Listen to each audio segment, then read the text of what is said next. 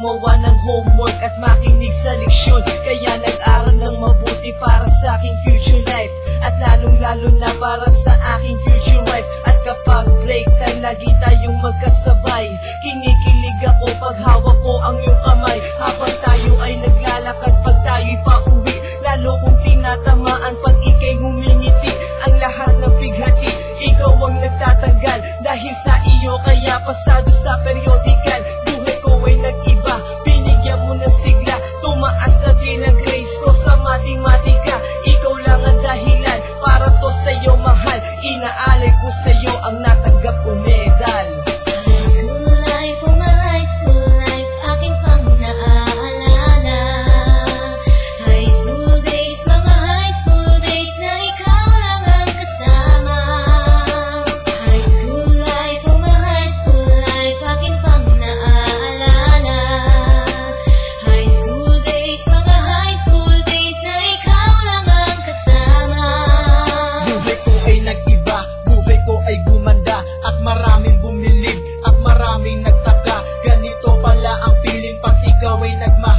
Araw-araw at gabi-gabi akong nagdarasal na sana'y ikaw na nga ang inilaan sa akin. Makasama ko sa buhay para aking mahalin. Nang ako yung sagutin, muntikan na akong madrop. Pero dahil sa iyo, naabot ko pa ang ulap. Ngunit ang kapalit, bakit ka bigla nagbago? Lagi kang tulala at parang lagi kang kabado.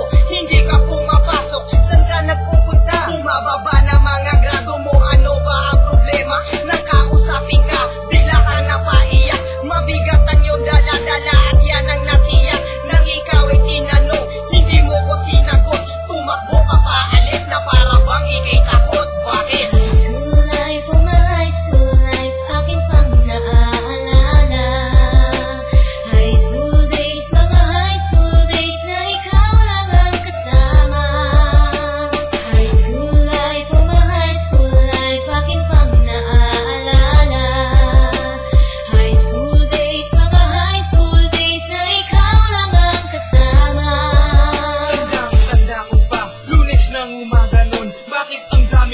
Ano bang meron ngayon? Narinig ko ang usapan na meron daw trahedya.